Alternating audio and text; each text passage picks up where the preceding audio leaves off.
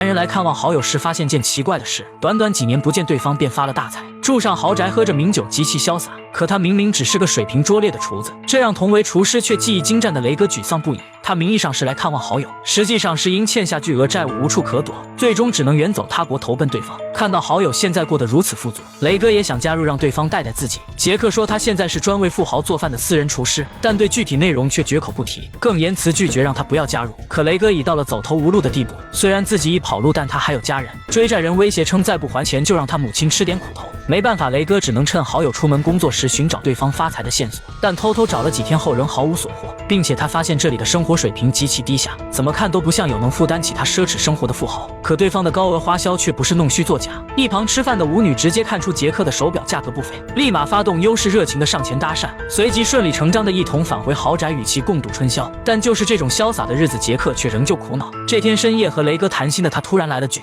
Glad you're here, man. I've been seriously missing home a lot. I'm glad I came too. 雷哥听后也没在意，随口敷衍了一句。可第二天他就看到好友竟上吊自尽，虽然不知对方为何如此极端，但短暂悲伤后他突然想到件事：杰克生前并无任何家人，那他岂不是可以悄无声息地吞下好友遗产？想到这，他立马在当晚将尸体沉湖，接着准备把杰克的钱全部转入自己账户，却突然想起不知道对方的支付密码，而光有他身份证并不能线上修改，银行要求必须本人持证件到线下办理。眼看账户里放着大量钞票却拿不到手，雷哥只能将主意打到豪宅身上，随即出门打听看能不能通过手段把房子卖掉。可回来后却发现门口停了辆车，他提心吊胆地走进屋内查看情况，但来人却直接把他认成了杰克。很明显对方跟好友从未见过面。雷哥见状立马伪装成杰克攀谈起来，原来二人是杰克所在餐饮公司的直属领导，就是他们负责委派工作任务。雷哥听后立马询问能否提前支付部分薪水，只因今天已是追债人要求的最后期限。 Yeah, no problem, we can advance you. How much did you need? 雷哥尝试着说出自己所欠金额，没想到对方二话不说直接打款，他就这么轻松地偿还了一直让其焦头烂额的债务。但此时他却要被新的问题所困扰。对方询问食材挑选的如何了，一无所知的他只能谎称自己还没选好。 What have you been doing? 原来明天就是客户吃饭的日子，他俩来此就是为了确保不要出现闪失，但现在已来不及追究责任，二人只能迅速带着雷哥出门购买食材。可他俩却没去市场，而是直接将车停到了教堂门口。安娜称一天时间根本无法查出食材有无吸毒等不良嗜好，所以教徒是目前最好的选择。雷哥这才意识到对方说的食材竟是人，他终于明白为什么只是做个饭就有那么多钱。想到这，懵批的他本能的想要拒绝，可安娜接下来的话却让其头皮发麻。 A bad dish from you and your life will end. Is that clear enough? 没办法，雷哥只能强忍恐惧答应下来。随即第二天一早，老马就带着他再次来到教堂，为最大程度保证食材新鲜度，他们一般当天进行猎杀。老马让他以厨师眼光物色一个，没办法，雷哥只能随手指了个路过的小姑娘。老马见状立即驾车跟了上去。许久后，对方终于走入一个偏僻的村庄，二人也随之下车准备动手。可走近后却发现人竟不见了踪影，突发状况让他俩有些发懵。就在这时，一旁修配厂走出个小伙询问情况，老马立即用意味深长的眼光望向雷哥。反应过来的他思索后还是点了点头。老马见状谎称自己车子突然抛锚，想请他帮忙过去看下什么情况。小伙也没多想，直接跟二人走了过去。可就在他钻进车底检查时，老马就立即掏出手枪安上消音器，随即迅速趴下一枪将对方爆头。整个过程堪称干净利落，显然并不是第一次进行狩猎。但就在此时，小姑娘却领着警察走了过来。所幸他们并未看到刚才的行凶过程，小姑娘只是察觉到二人跟踪自己，谨慎起见才选择报警。老马听后立即称他们是建筑师，正在为新酒店落座于哪四处勘察。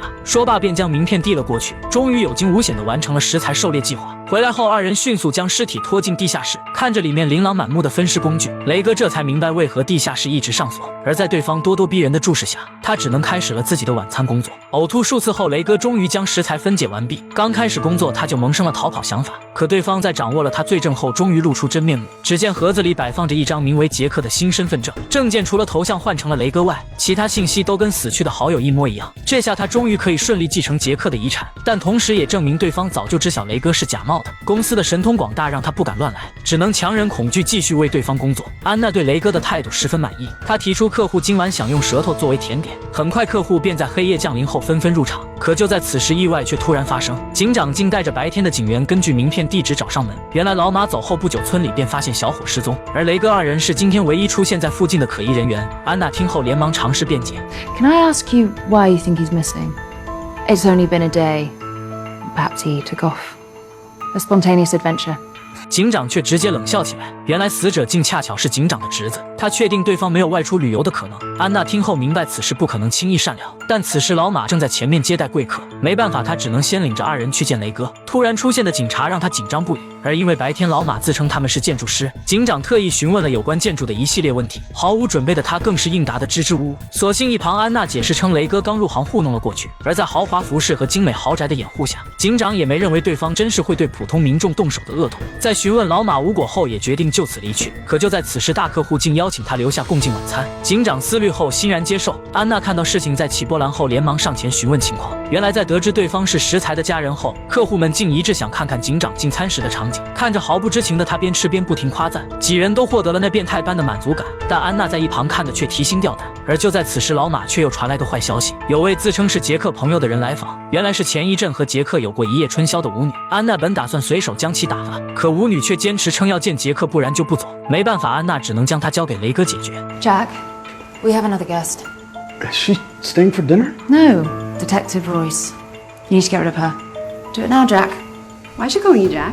雷哥连忙称杰克已经离职，现在由他来代替好友的工作，并说现在很忙，让对方赶紧走。可只要有钱，舞女并不在乎谁是杰克，一直缠着雷哥，怎么也不肯离去。没办法，雷哥只能让他先去角落待一会儿，等自己工作完，肯定好好收拾他。另一边，安娜终于收到个好消息，警长吃得十分尽兴，让警员先行离去，这样就算发生意外，对方只有一人也很好控制。可没一会儿，他就又听到个噩耗，本来只剩最后一道客户点名要吃的蛇肉甜点，但雷哥却突然发现舌头底部有几个疱疹，这样的原料根本无法做出美食。安娜威胁称让他赶紧想办法，不然就将自己的舌头割下顶上去。就在二人讨论该怎么办时，等不及的舞女就再次走了进来。没一会儿，新鲜的蛇肉甜点就顺利端上桌，但由于食材不够，警长并没有这道菜。雷哥亲自出面给对方表达歉意，实际上却是为了暗中传递情报。很快，警长就找了个借口来到厕所，雷哥立即将所有事告诉了对方，随即迅速带他进入那害人的地下室。而他不惜自爆，也要将实情告诉警长。只因雷哥发现自己也不过是个可随时替代的物品。警长见状，直接恶心的呕吐起来。可准备呼叫支援的他却发现手机放在饭桌上没拿，而此时用完餐的客户们已准备离去。为了不引人注意，雷哥决定让警长再次等待，自己过去找机会把手机拿回来。随即低头小心的走了过去，但客户们却对他的厨艺赞不绝口，称已经想快点品尝下次他做的菜。众目睽睽下，雷哥也不好行动，而他不知道的是，自己所做的一切早已被老马看得一清二楚。没一会儿，警长就听到门外传来动静，下一秒，等雷哥拿到手机回去时，只看到对方惨死的身影。 We found him in here. He was just waiting. 绝望的雷哥已不敢再挣扎，而安娜则入侵网络盗走警长社交账号，以他的名义发布了一条消息，内容称已追查到侄子跟小三逃亡别国的证据，决定亲自过去将小伙给抓回来，让家人这段时间不用担心。他不求此举可以瞒天过海，只要稍微耽误一天的时间，公司就可以销毁掉他们留下的所有痕迹。安娜称昨晚的精湛厨艺已引起了许多客户关注，下次就餐订单已被提前预约了出去，时间就在1个月后的某非洲小国。 You're gonna be so busy and so rich. 视财如命的雷哥听后只是冷笑一声，任由对方将追踪器打入自己体内。只因他明白自己最终的结局不是像杰克一样崩溃自尽，就是在搞砸某次晚宴后被灭口，这辈子恐怕都无法逃脱对方的魔爪了。